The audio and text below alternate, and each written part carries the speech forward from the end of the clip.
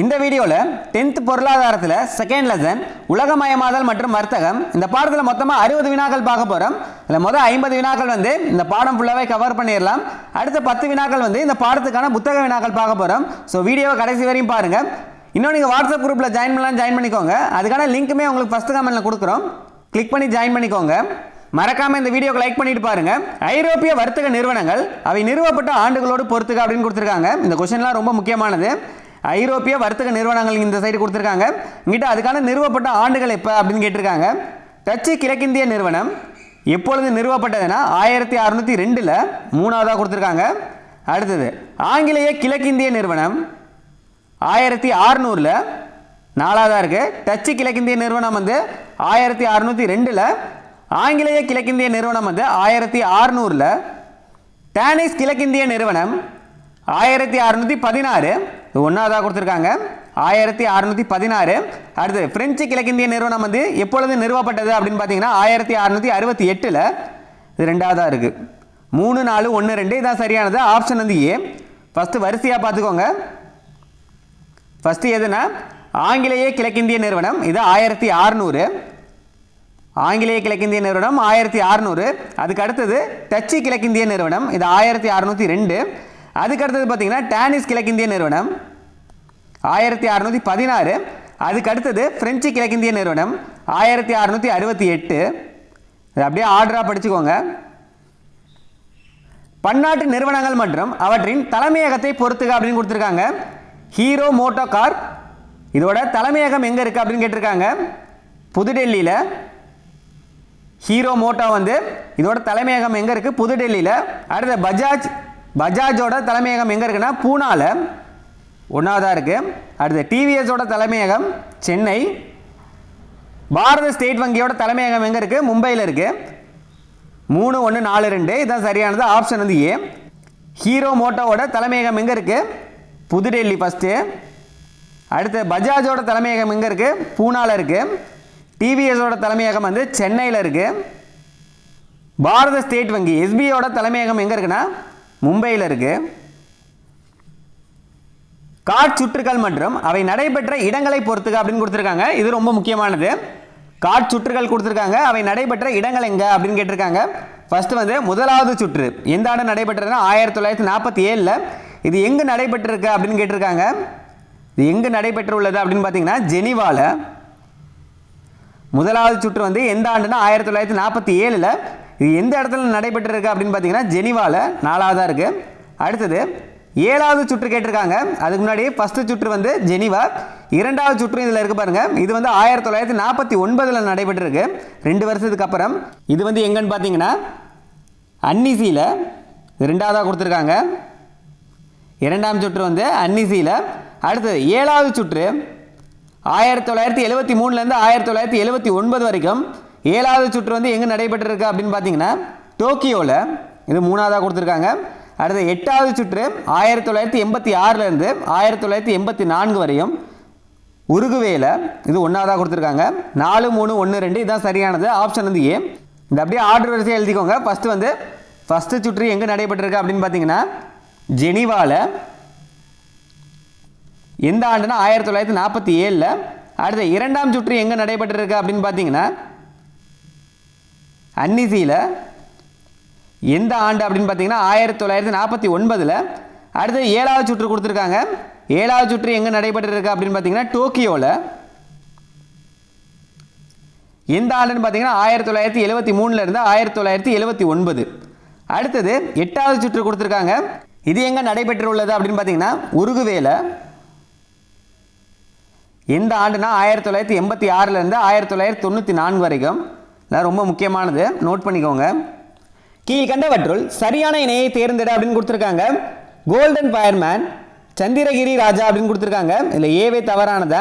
Golden fireman அப்படின்றது யார் வழங்கினது அப்படின்னு பார்த்தீங்கன்னா கோல்கொண்டா சுல்தான் வரணும். இல்லை சந்திரகிரி ராஜா அப்படின்னு கொடுத்துருக்காங்க. ஏ தவறு. அடுத்து செயின்ட் ஜார்ஜ் கோட்டை 1639 சென்னை. இது சரிதான். ஜார்ஜ் கோட்டை சென்னையில் தான் இருக்குது. இதில் பி தான் சரியானது. அடுத்து பாருங்க, டச்சுக்காரர்களின் தலைமையிடம் கொச்சின் அப்படின்னு கொடுத்துருக்காங்க. இது தவறு. டச்சுக்காரர்களின் தலைமையிடம் எங்கே இருக்குது அப்படின்னு பார்த்தீங்கன்னா பழவேற்காடு. அடுத்தது டேனிஷ்காரர்களின் தலைமையிடம் பழவேற்காடு அப்படின்னு கொடுத்துருக்காங்க. இதுவும் தவறு தான். டேனிஷ்காரர்களின் தலைமையிடம் எங்கே இருக்குது அப்படின்னு பார்த்தீங்கன்னா தரங்கம்பாடி. இதில் வர ஆப்ஷன் கூட ரொம்ப முக்கியமானது தான். ஒவ்வொரு இதையுமே நீங்கள் நோட் பண்ணிக்கோங்க. கீழ்கண்ட சுருக்கங்களில் தவறான இணை எது அப்படின்னு கேட்டிருக்காங்க. இந்த 4 இதில் தவறானது எது அப்படின்னு பாருங்க. தவறானது வந்து சி தான். காட் வந்து global agreement on tariff and trade அப்படின்னு வரும். இதை அப்படியே மாற்றி கொடுத்துருக்காங்க. இதில் இதுதான் தவறானது. உலகமயமாக்கலின் நிலைகள் குறித்த சரியான வரிசையை தேர்ந்தெடு அப்படின்னு கொடுத்துருக்காங்க. ஃபர்ஸ்ட் வந்து தொன்மையான வரும், அடுத்து இடைப்பட்ட, அடுத்ததான் நவீன உலகமயமாக்கல். இல்லை டி தான் சரியானது. அடுத்தது கூற்று காரணம் கொடுத்துருக்காங்க. உலகமயமாக்கல் பொருளாதாரத்தின் விரைவான வளர்ச்சிக்கு உதவுகிறது, அதே வேளையில் இது எதிர்மறை சுற்றுச்சூழலையும் சமூக செலவுகளையும் அதிகரிக்கிறது. உலகமயமாக்கல் வந்து பொருளாதாரத்தின் விரைவான வளர்ச்சிக்கு உதவுகிறது, அதே வேளையில் வந்து எதிர்மறை சுற்றுச்சூழலையும் சமூக செலவுகளையும் அதிகரிக்கிறது அப்படின்னு சொல்லியிருக்காங்க. இது சரிதான். அதுக்கான காரணம் என்ன சொல்லியிருக்காங்கன்னு பாருங்க. உலகமயமாக்கலால் அந்நிய செலவாணியை பெறுவதற்காக இயற்கை வளங்கள் மிக அதிகமாகவும் விரைவாகவும் சுரண்டப்படுகின்றன, சுற்றுச்சூழல் பற்றிய தரங்களும் தளர்த்தப்பட்டுள்ளன. இதுக்கான கூற்றும் சரிதான், காரணமும் சரிதான். உலகமயமாக்கலால் அந்நிய செலவாணியை பெறுவதற்காக இயற்கை வளங்கள் வந்து மிக அதிகமாகவும் விரைவாகவும் சுரண்டப்படுகிறது, சுற்றுச்சூழல் பற்றிய தரங்களும் தளர்த்தப்பட்டுள்ளன அப்படின்னு சொல்லியிருக்காங்க. கூற்றும் சரிதான், காரணமும் சரிதான். ஆப்ஷன் வந்து ஏ. கூற்று மற்றும் காரணம் ரெண்டுமே சரிதான். இந்த காரணம் என்பது வந்து கூற்றிற்கான சரியான விளக்கம் தான். அடுத்தது கூற்று காரணம் கொடுத்துருக்காங்க. பன்னாட்டு நிறுவனங்கள் குறைந்த விலையில் தரமாக மற்றும் பரிவர்த்தனை செலவு இல்லாமல் பொருட்களை உற்பத்தி செய்கின்றன. கூற்று சரிதான். பன்னாட்டு நிறுவனங்கள் வந்து குறைந்த விலையில் தரமாக மற்றும் பரிவர்த்தனை செலவு இல்லாமல் பொருள்களை உற்பத்தி செய்கின்றன அப்படின்னு சொல்லியிருக்காங்க. கூற்று வந்து சரிதான்.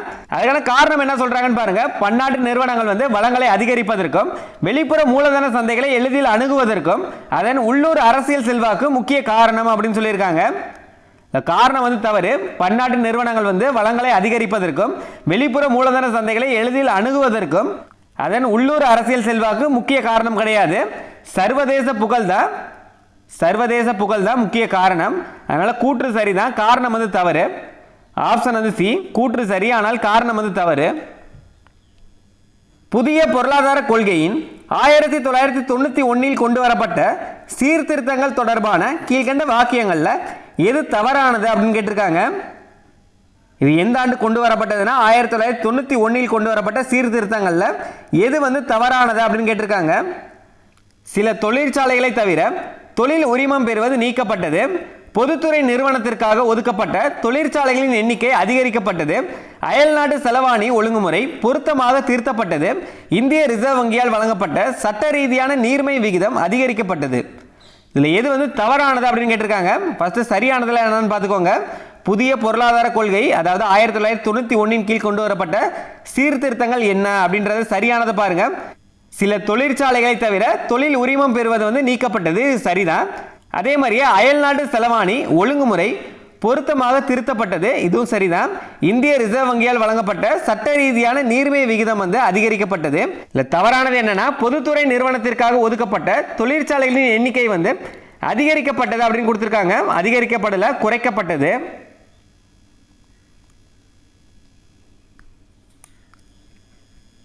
நியாயமான வர்த்தகம் குறித்த கீழ்கண்ட வாக்கியங்களில் சரியானது எது?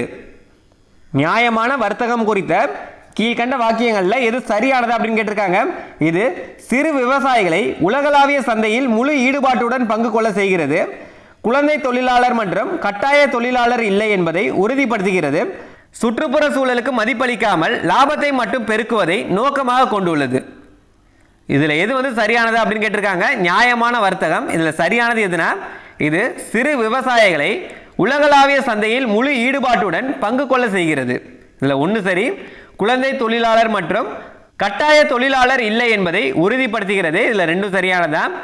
மூணாவது என்ன சொல்லியிருக்காங்கன்னு பாருங்க. சுற்றுப்புற சூழலுக்கு மதிப்பளிக்காமல் அப்படின்னு கொடுத்துருக்காங்க. நியாயமான வர்த்தக அமைப்பின் கோட்பாடு வந்து சுற்றுச்சூழலுக்கு வந்து மதிப்பளிக்கும், இல்லை மதிப்பளிக்காமல் அப்படின்னு கொடுத்துருக்காங்க. அதனால மூணாவது வந்து தவறு. இல்லை சரியானது என்னன்னு பார்த்தீங்கன்னா 1, 2 தான் சரியானது. ஆப்ஷன் வந்து ஏ. நியாயமான வர்த்தக அமைப்பின் கோட்பாடு என்ன வரும்னா சுற்றுப்புற சூழலுக்கு மதிப்பளிக்கும், அதே மாதிரியே லாபத்தை மட்டும் பெருக்குவதை நோக்கமாக கொண்டுள்ளது அப்படின்னு சொல்லியிருக்காங்க.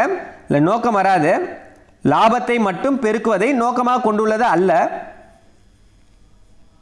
உலக வர்த்தக அமைப்பின் நோக்கங்களில் சரியானது எது அப்படின்னு கேட்டிருக்காங்க. உலக வர்த்தக அமைப்பின் நோக்கங்களில் எது சரியானது அப்படின்னு கேட்டு 4 பாயிண்ட் கொடுத்துருக்காங்க. அயல்நாட்டு வாணிபத்திற்கான விதிகள் அமைத்தல் மற்றும் செயல்படுத்துதல், அயல்நாட்டு வாணிபத்திற்கான விதிகள் அமைத்தல் மற்றும் செயல்படுத்துதல். அடுத்தது வர்த்தக தகராறுகளை கையாளுதல். 3வது முடிவெடுத்தல் செயல்களின் வெளிப்படைத்தன்மையை அதிகரித்தல். அடுத்தது உலக பாதுகாப்பை உறுதி செய்து உலக நாடுகளுக்கு கடன் வழங்குதல். இதில் எது உலக வர்த்தக அமைப்பின் நோக்கங்களில் சரியானது அப்படின்னு கேட்டிருக்காங்க. ஃபர்ஸ்ட்லேருந்து பாருங்க, அயல்நாட்டு வாணிபத்திற்கான விதிகள் அமைத்தல் மற்றும் செயல்படுத்துதல், இது உலக வர்த்தக அமைப்பின் நோக்கம் தான். அடுத்தது வர்த்தக தகராறுகளை கையாளுதல், இந்த 2 சரிதான். அடுத்தது முடிவெடுக்கும் செயல்களின் வெளிப்படைத்தன்மையை அதிகரித்தல், 3 சரிதான். அடுத்தது உலக பாதுகாப்பை உறுதி செய்து உலக நாடுகளுக்கு கடன் வழங்குதல், 4 தவறு. உலக பாதுகாப்பை உறுதி செய்து உலக நாடுகளுக்கு கடன் வழங்குவது எதோட பணின்னு பார்த்தீங்கன்னா உலக வங்கியின் பணி, உலக வர்த்தக அமைப்பின் நோக்கம் கிடையாது. அதனால 1, 2, 3 தான் சரியானது. Option A. உலகமயமாக்கலின் சவால்கள் பற்றிய வாக்கியங்களில் தவறானது எது அப்படின்னு கேட்டிருக்காங்க. உலகமயமாக்கலின் சவால்கள் பற்றிய வாக்கியங்கள்ல எது தவறானது அப்படின்னு கேட்டிருக்காங்க. உலகமயமாக்கலின் நன்மைகள் அனைத்து நாடுகளுக்கும் தானாக கிடைப்பதில்லை. உலகமயமாக்கலின் நன்மைகள் அனைத்து நாடுகளுக்கும் தானாக கிடைப்பதில்லை அப்படின்னு சொல்லியிருக்காங்க. சரிதான். இது உலகளாவிய அளவில் சமத்துவமின்மைக்கு வழிவகுக்கிறது, இதுவும் சரியானதுதான்.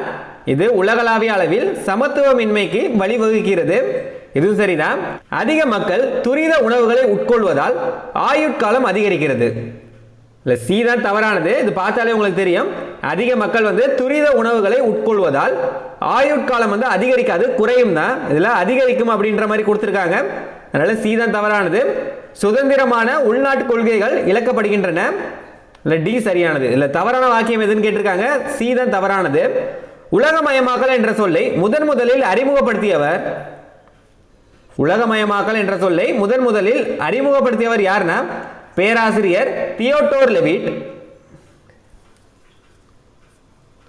போவாமு 3ஆம் நூற்றாண்டுகளில் எந்த 2 நாகரிகங்களுக்கு இடையேயான வர்த்தக உறவுகள் உலகமயமாக்கல் என்ற வடிவத்தை உருவாக்கியது என்று ஆண்ட்ரோ குந்தர் பிராங்க் வாதிட்டார். போவாமு 3ஆம் நூற்றாண்டுகளில் எந்த 2 நாகரிகங்களுக்கு இடையேயான வர்த்தக உறவுகள் உலகமயமாக்கல் என்ற வடிவத்தை உருவாக்கியது அப்படின்னு ஆண்ட்ரோ குந்தர் பிராங்க் வாதிட்டார் அப்படின்னு கேட்டிருக்காங்க.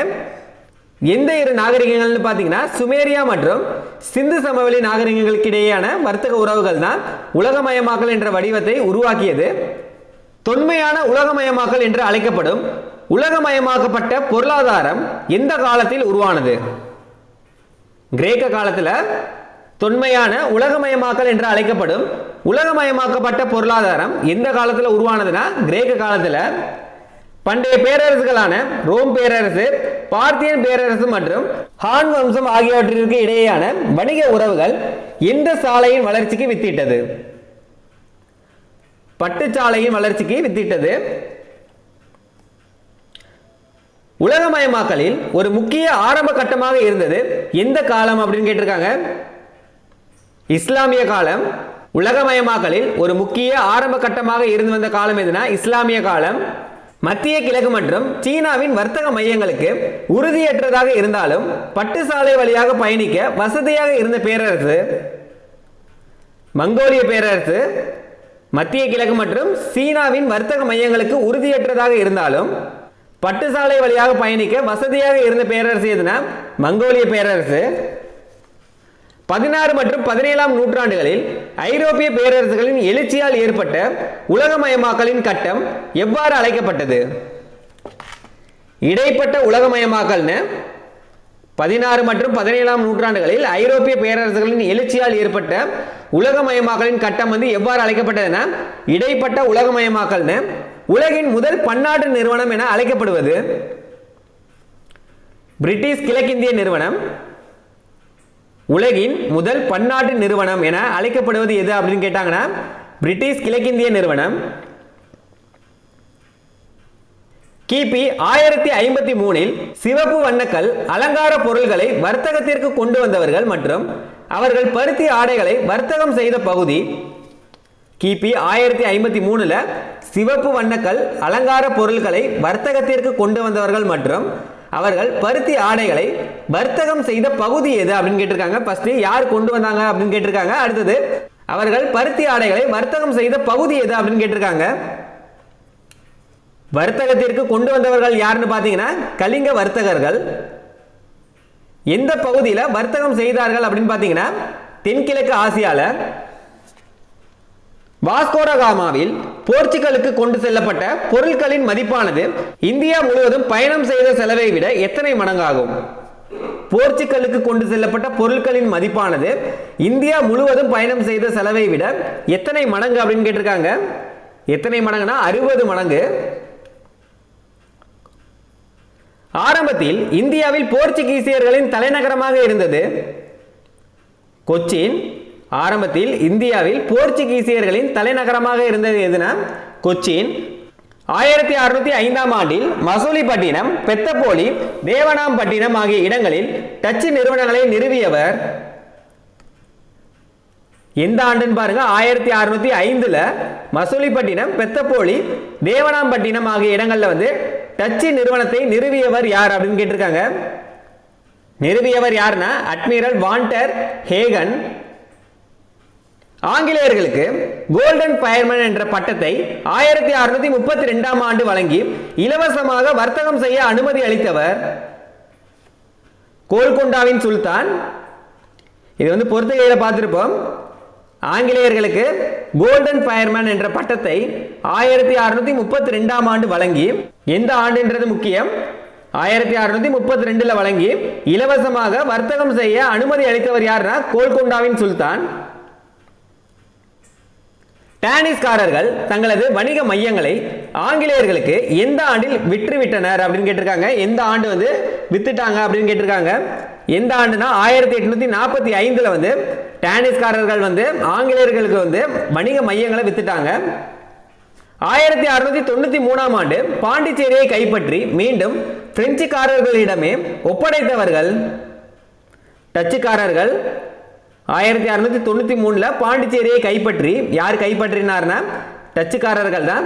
திரும்பவும் பிரெஞ்சுக்காரர்களிடமே ஒப்படைத்தவர்கள் யாருன்னு பார்த்தீங்கன்னா டச்சுக்காரர்கள் தான்.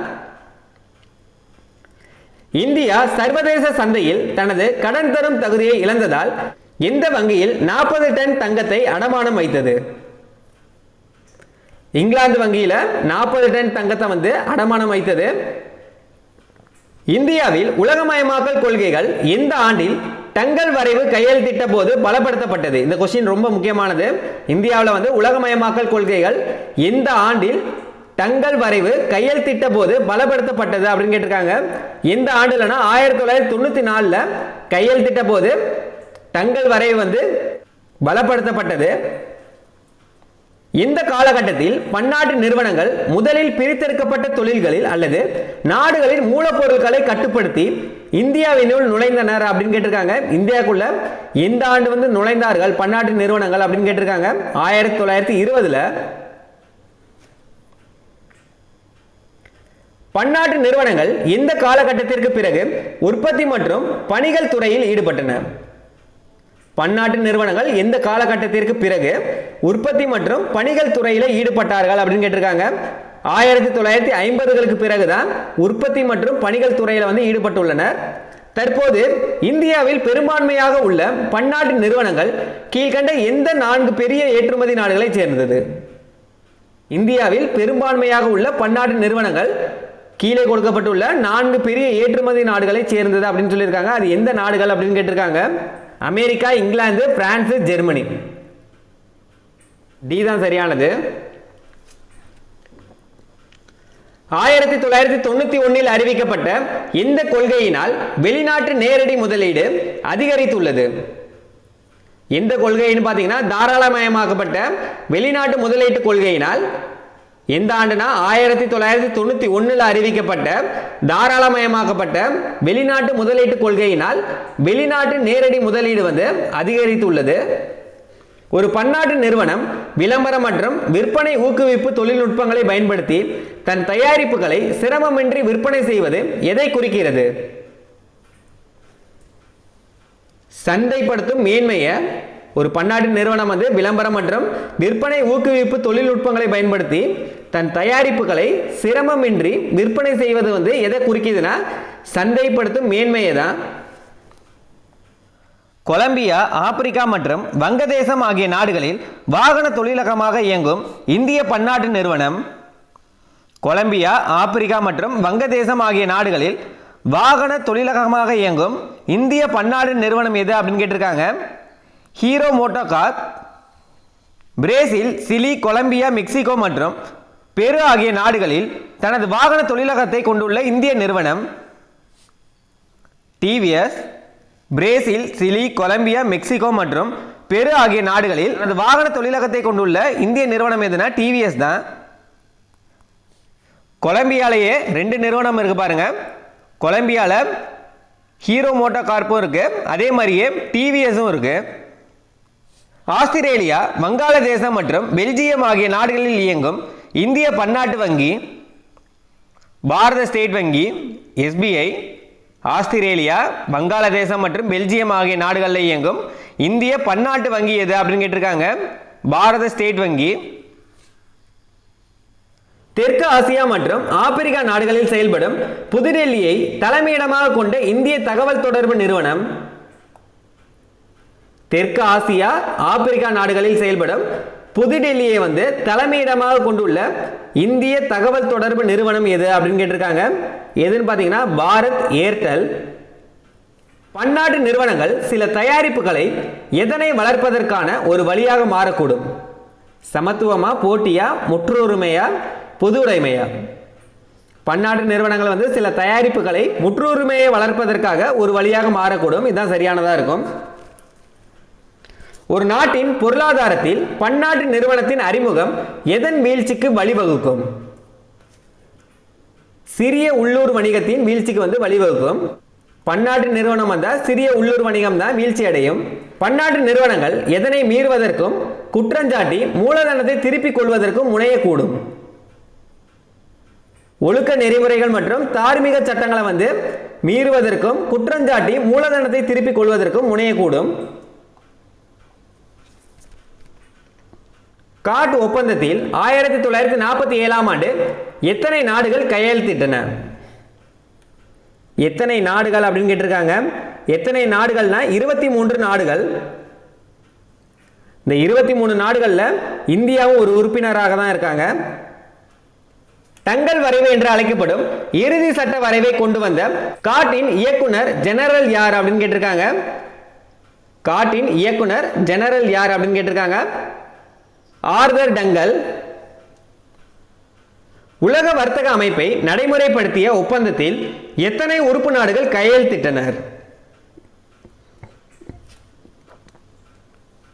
104 உறுப்பு நாடுகள். முக்கியமானது, உலக வர்த்தக அமைப்பை நடைமுறைப்படுத்திய ஒப்பந்தத்தில் எத்தனை உறுப்பு நாடுகள் வந்து கையெழுத்திட்டனர் அப்படின்னு கேட்டிருக்காங்க. 104 உறுப்பு நாடுகள் வந்து கையெழுத்திட்டனர். உலக வர்த்தக அமைப்பு உடன்படிக்கை எப்போது முதல் நடைமுறைக்கு வந்தது? ஜனவரி 1, 1995 முதல் நடைமுறைக்கு வந்தது. இது முக்கியமானது. உலக வர்த்தக அமைப்பு உடன்படிக்கை வந்து எப்பொழுது முதல் நடைமுறைக்கு வந்தது அப்படின்னு கேட்டாங்கன்னா ஜனவரி 1, 1995 முதல். உலக வர்த்தக அமைப்பின் தலைமையகம் எங்கு அமைந்துள்ளது? ஜெனீவா, சுவிட்சர்லாந்துல. உலக வர்த்தக அமைப்பில் உள்ள உறுப்பினர்களின் கட்டமைப்பு மற்றும் எண்ணிக்கை என்ன அப்படின்னு கேட்டிருக்காங்க. சரியானதுன்னு பார்த்தீங்கன்னா தலைமை இயக்குனர், துணை தலைமை இயக்குனர் 4, துணை தலைமை இயக்குனர் வந்து 4, தலைமை இயக்குனர் வந்து ஒருத்தர் மற்றும் 80 உறுப்பு நாடுகளில் இருந்து தேர்ந்தெடுக்கப்பட்ட 600 அலுவலக ஊழியர்கள். ஏவே சரியானதான். ட்ரிப்ஸ் ஒப்பந்தத்தில் எத்தனை பகுதிகள் அறிவார்ந்த சொத்து உரிமைகளை உள்ளடக்கியுள்ளது? 7 பகுதிகள் வந்து அறிவார்ந்த சொத்து உரிமைகளை உள்ளடக்கியுள்ளது. இதெல்லாம் ரொம்ப முக்கியமானது. உலகமயமாக்கலினால் உலகளாவிய போட்டி அதிகரித்த தொழில்துறை உலகில் ஊதியங்கள், தொழிலாளர் உரிமைகள், வேலைவாய்ப்பு நடைமுறைகள் ஆகியவற்றை எங்கு கொண்டு செல்ல வழிவகுக்கும் அப்படின்னு கேட்டிருக்காங்க. அடிமட்டத்திற்கு கொண்டு செல்ல தான் வழிவகுக்கும். இல்லை உச்சம், நடுத்தர நிலை, சமநிலை அப்படிலாம் கொடுத்துருக்காங்க. இல்லை அடிமட்டத்திற்கு தான் கொண்டு செல்லும். இதுவரையும் இந்த பாடத்துக்கான 50 வினாக்கள் பார்த்துருப்போம். கண்டிப்பாக யூஸ்ஃபுல்லாக இருந்திருக்கும். இன்னும் நீங்கள் லைக் பண்ணலன்னா மறக்காம ஒரு லைக் பண்ணிருங்க. அடுத்து இந்த பாடத்துக்கான புத்தக வினாக்கள் பார்க்க போகிறோம். உலக வர்த்தக அமைப்பின் தலைவர் யார்? உலக வர்த்தக அமைப்பின் தலைவர் யாருன்னா தலைமை இயக்குனர் தான் தலைவர். இந்தியாவின் காலனி ஆதிக்க வருகையின் சரியான வரிசை எது அப்படின்னு கேட்டிருக்காங்க. இல்லை சரியானதுன்னு பார்த்தீங்கன்னா ஏ தான். போர்ச்சுகீசியர், அடுத்து டச்சு, அடுத்து ஆங்கிலேயர், டானிஸ், பிரெஞ்சு. காட்டின் முதல் சுற்று நடைபெற்ற இடம். இந்த கொஸ்டின் வந்து பொறுத்துகையில பார்த்துருப்போம். காட்டின் முதல் சுற்று நடைபெற்ற இடம் எது அப்படின்னு கேட்டிருக்காங்க. ஜெனீவா.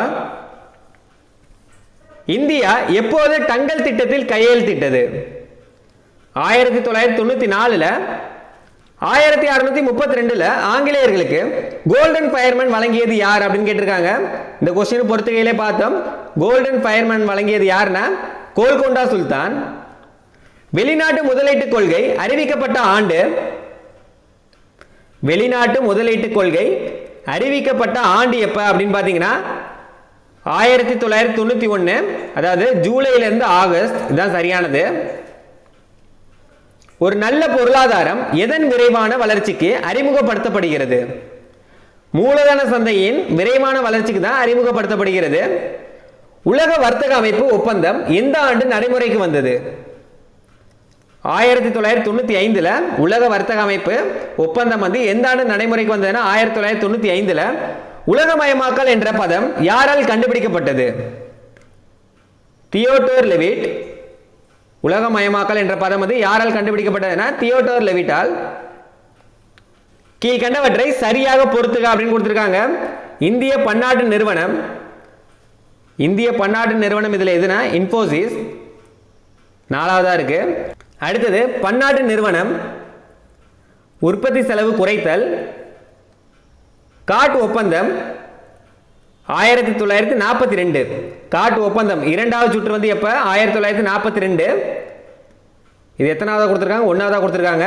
உலக வர்த்தக அமைப்பு அயல்நாட்டு வாணிபத்தை செயல்படுத்துதல். இது நோக்கத்தில் வந்திருக்கும். இது எல்லாமே நீங்க வரிசையா கொஸ்டின் படிச்சிருந்தீங்கன்னா இதுக்கு ஈஸியா ஆன்சர் பண்ணலாம். உலக வர்த்தக அமைப்பு வந்து அயல்நாட்டு வாணிபத்தை செயல்படுத்துதல் 2வதா இருக்கு. 4, 3, 1, 2 இதுதான் சரியானது. ஆப்ஷன்ல பாருங்க, ஏதான் சரியானது. 4, 3, 1, 2. இதோட இந்த பாடத்தில் 60 வினாக்களும் பார்த்துட்டோம். ஸோ கண்டிப்பாக யூஸ்ஃபுல்லாக இருக்கும். மறக்காம லைக் பண்ணிருங்க. இன்னும் நீங்கள் வாட்ஸ்அப் குரூப்பில் ஜாயின் பண்ணிக்கோங்க. அதுக்கான லிங்க்குமே உங்களுக்கு ஃபர்ஸ்ட் கமெண்ட்லேயே கொடுத்துருக்கோம். செக் பண்ணிக்கோங்க.